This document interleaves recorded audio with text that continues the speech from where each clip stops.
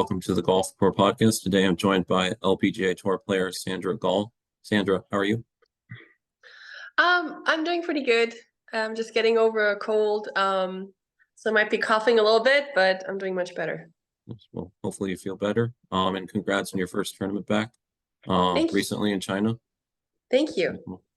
Yeah, let's talk about your tournament in China. So, first tournament back. What was it? Two years? Yeah, 2 years. Yeah. So first tournament back in 2 years. Made the cut. You played all 4 rounds. So just talk about, what was it like to get back? Competing on the LPGA Tour, and what was it like, to make the cut and play all 4 rounds? Yeah, it was very special. I was quite proud of myself for making the cut, and even just being able to play 4 rounds. I hadn't been able to practice like playing 4 rounds in a row. So this was my first time. So my body was still aching, but my injury was doing pretty well. No, actually really well.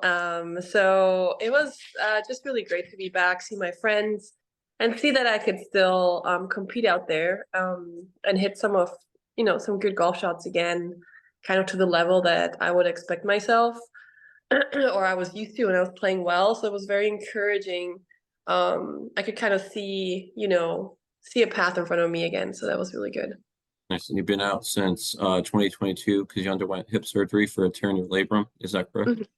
Yes, that's correct. Okay. And then with your tournament, recently in China, I wanted to touch on your first round. So in your first round, you birdied 4 of your last 5 holes. So Mhm. just talk about that. What is it like, your first round back, you might be rusty, probably nerves going into it, but you finished strong. You got Mhm. four birdies from your last 5 holes, Yeah, tell actually, me I think tell me about I that.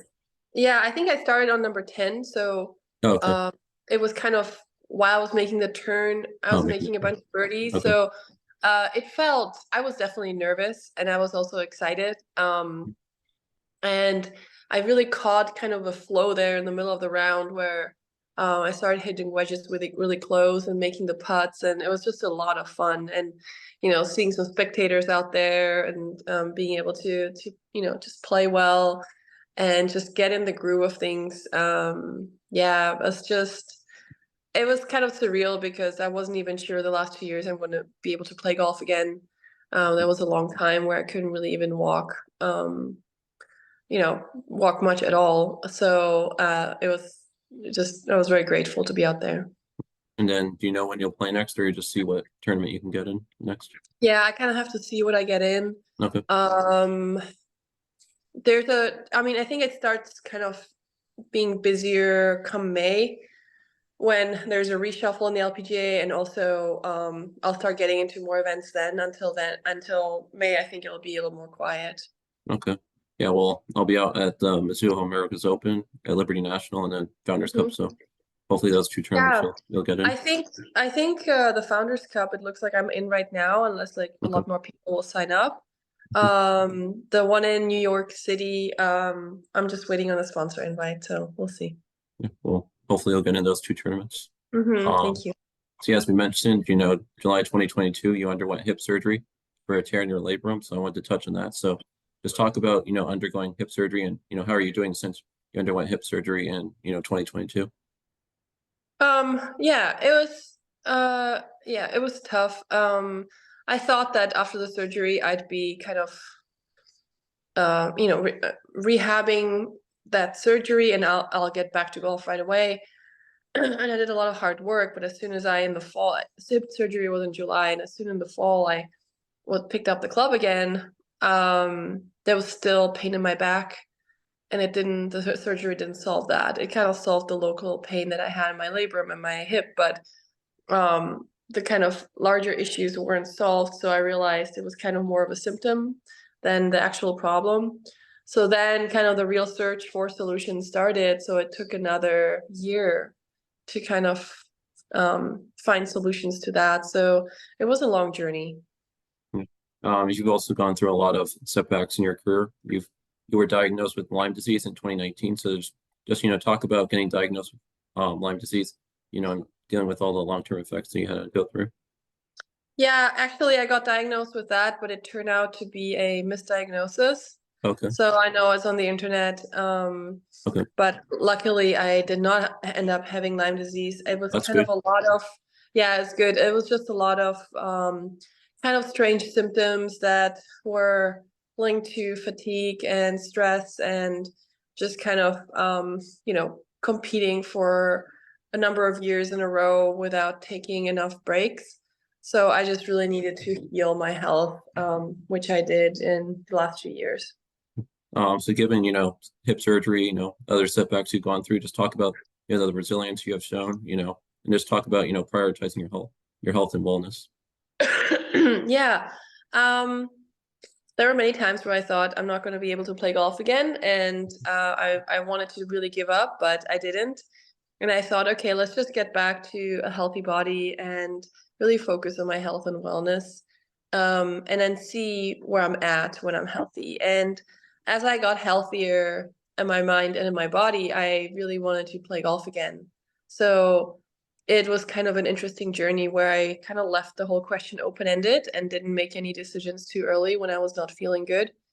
And I'm really happy I did that. I'm very proud of myself. It was hard times, but um, I think it really shows that it's not always about what you do, but it's how you do it. So if you're in a good state, you see the world and what you do very differently than when you're kind of struggling with your mental health. And finally, about your comeback, just talk about, how much you enjoy being back on the LPGA Tour and, competing with all your friends out there on the tour. Yeah, it was great seeing all my friends. They were very welcoming. Mhm. I haven't seen them in a number of years, and there's a lot of new faces out on the tour. Yeah. So there's a lot of people I didn't know, but even like the youngsters, they kind of still, some of them remembered me when I was playing in the Solheim Cup, and they were playing the Junior Solheim Cup. So it was fun to kind of be welcomed back, and yeah, very nice. Nice. So now let's touch on your start in golf. So you're obviously from Germany. You started golf at age 5. So just talk about, growing up in Germany, how you got started playing golf, and, just talk about tournaments that you played in as a junior. Hmm. My dad gifted me a set of plastic golf clubs when I was 6. And I kind of started playing around with them. And then we went on vacations and I just played golf during our vacations. So it was very kind of fun and games until I was 14 when I started playing tournament golf and I joined a club and I actually had a regular coach. So kind of late actually. But I started playing just kind of local events and state events and then national events until I joined, the national team. And yeah, it was good support through my club and my parents. Yeah, so you played with the German national team, as you mentioned, at age 17, and you also won the German national girls championship at age 18. So just what did it mean to you to play for the German national team, represent your country? Right. Yeah, it was a big honor. I remember being, very excited and proud that I was on that team, and I was on that team until I turned pro. And they supported my development a lot. We traveled together throughout Europe to all these international events, even world championships. So it was really great experience, and really the preparation I needed to then go to college golf. Yeah, so after growing up in Germany, then you went to, college in the US at University of Florida. What was it like? You grew up in Germany, then you went to school in the US. What was that transition like for you? And, how did you decide that you wanted to go, to college in the US? There's no college sports in Europe, Okay. so if you want to improve in what you're doing in your sport, it's really hard to study because academics are quite hard, and there's not much time apart from that. So I felt like the US was my only option to give golf a real chance. Coming over, I think I adjusted pretty quickly. It was hard as it's very busy, schedule is very busy. And after my first year, I kind of struggled a little bit. I didn't really want to go back, but I did. And then I got a coach my second year, which I then visited every couple of weeks. And that really helped me because my game kind of went south my first year because I didn't really have support. Um, because obviously the college coaches are there to kind of manage the team. They're not necessarily your swing coaches. So a lot of people don't quite understand that in the first place. So after I got that support individually from me, then I really started just to thrive. Nice. And why did you choose to attend Florida? And just, summarize, how was your time at Florida? They offered me a scholarship, and I really Okay. liked the campus and the school, the academics.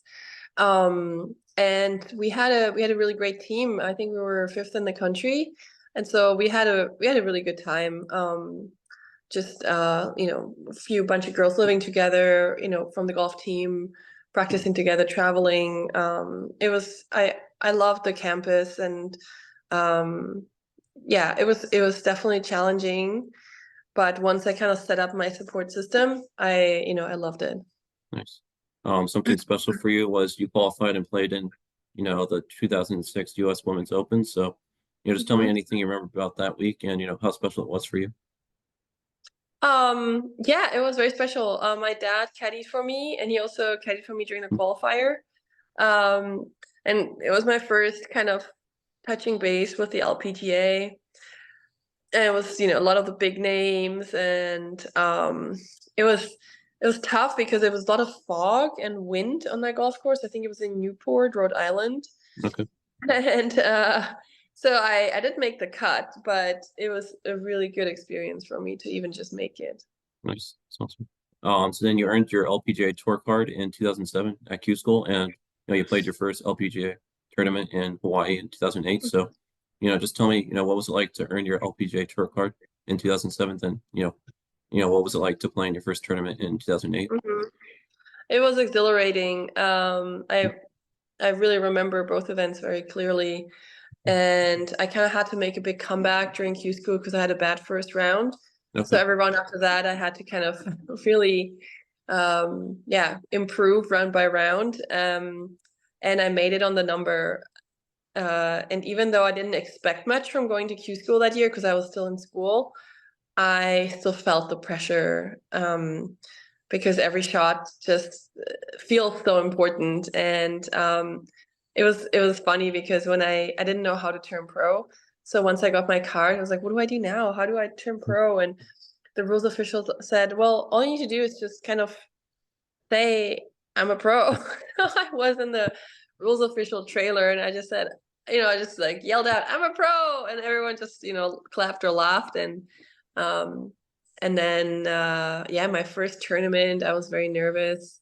I didn't know where I would kind of rank in between the pros, where my level was compared to, people on the tour. Even though I was a top college player, I just didn't know if it was a completely different level or not. And so I was just like wide-eyed, just kind of taking everything in. And um, I shot 72 the first day, which is kind of, average, nothing special. And the second day, I know I shot a 66 and I made the cut, and I was just very excited. Nice.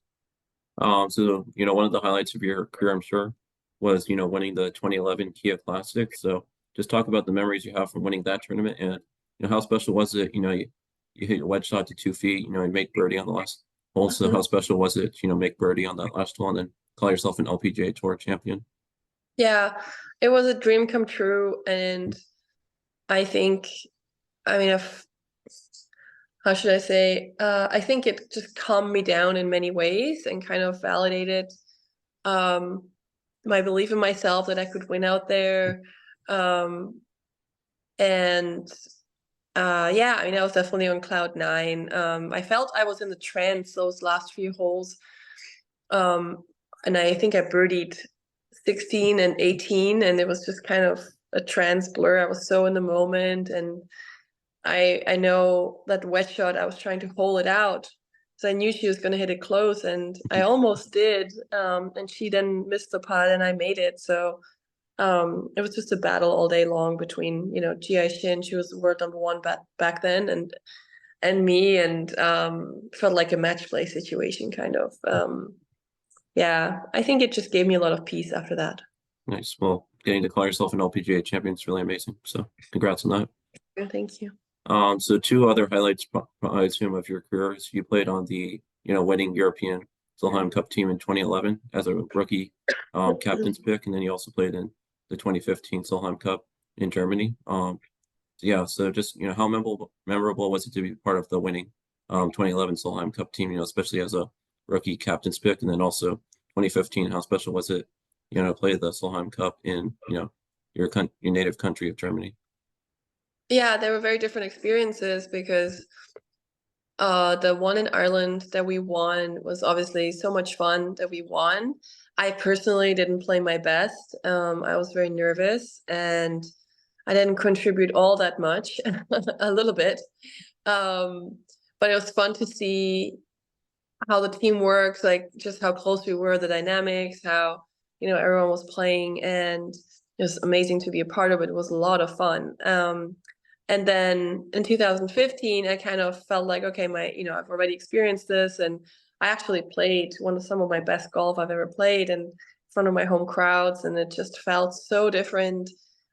So personally, for me, I was very happy with how I played. Unfortunately, we didn't win, so it's kind of win or lose. It's a great event. It's a great experience. Yeah, nice. So just talk about, what's it like to be, part of the Solheim Cup, what's it like to be a captain's pick, and then, just tell me, what's it like to be teammates with, so many incredible players. Um, yeah, I mean, obviously you'd rather qualify directly, but Sure. being a captain's pick was very special. Every time you get that call, I was very happy about it. And I mean, you get to play with people that some of them I've known since amateur golf. Some of these European girls we've played together since we were small. And so then being on kind of the biggest stage in women's golf is very, very bonding. So there's just this very special camaraderie and team feeling that you really don't get in professional golf other Nice. than that event. Something else I wanted to touch on is you played in the 2016 Olympics where you represented Germany. So, what did it mean to play in the Olympics in 2016? You don't get to represent Germany. Mm-hmm. It was surreal because I mean we haven't been in Olympic sport in so long, so you've grown up watching it on TV and kind of looking up to these athletes, and all of a sudden you're in that competition, and it obviously uh, golf doesn't have that history, that long history that other sports have, but you could just feel the significance of the event and being able to represent your country, and even that I think kind of helped how people view golf in my home country as well. They showed some on national TV, and yeah, it was a lot. It was a lot of kind of impulses. There's a lot going on at the event, so you kind of go through all kinds of emotions when you're there. Sandra, so let's talk about your charitable endeavors. So you have the Sandra Gal Foundation. Just tell me about your foundation and then your other Mm-hmm. charitable endeavors that, you're part of. Mm-hmm.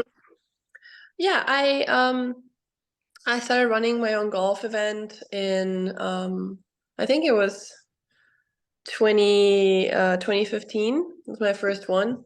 And oh, sorry. There we go. There we go. So 2015 was my first golf event, and I had it every year except for the last 2 years. And I was supporting different causes and different organizations with things that I felt were important. And then in 2021, I founded my own foundation, and the focus of it is supporting young athletes in golf and whatever they need around um, the mental wellness part, but also just getting opportunities to evolve their game, their minds, their confidence. So whether that is scholarship to college or getting help financially with coaching or their mental game, that's kind of all topics we support. And I'm also partnering with the Golf It Forward Foundation, which is founded by Marilyn Smith. She was one of the founders of the LPGA. So they raise money for scholarship for young girls to play golf in colleges who can't afford it. So I'm partnering with them recently, and this year I'm going to have my event again. So I'm very excited. Nice. That's awesome that you do so many, charitable endeavors outside of, playing golf. So Thank really you. appreciate all that you do for that. So two more questions, outside of golf, you're a big painter and you have a lot of hobbies outside of golf. So tell me, how you got into painting, how much you enjoy painting, and then, just talk about your other, hobbies outside of golf. Mm-hmm. Uh, I'm an only child, so my kind of pastime when I was alone was always to paint.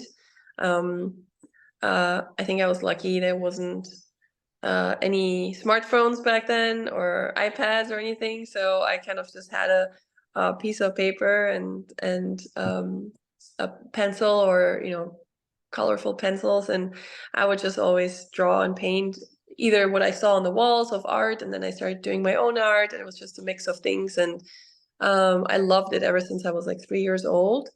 And I have periods where I just started diving into it more. And recently, that I have been injured, I had a lot more time, so I started painting more, and I got into a gallery where I live. So I started selling some of my art online as well. I have a website.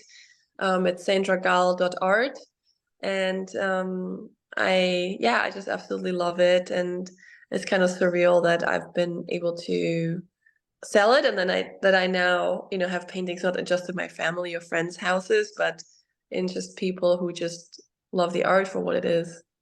Nice. That's really great. So finally, I want to ask you about growing the game of golf. So, you're an LPGA Tour player, how do you think we can grow the game of golf, get, more juniors especially involved, playing the game of golf? Mm-hmm. Yeah, I think it's all about creating opportunities for people who can't afford the game, which is kind of what my foundation is focused on. And also, I think shining a light on all the benefits of golf that it gives kids. I mean, you're outside, you're learning to focus, you're learning a lot about sportsmanship and honesty, and it's a very social game. I think you can tell a lot by a person's character when you play golf with them. So I think there's many sports that are amazing and many things you can do.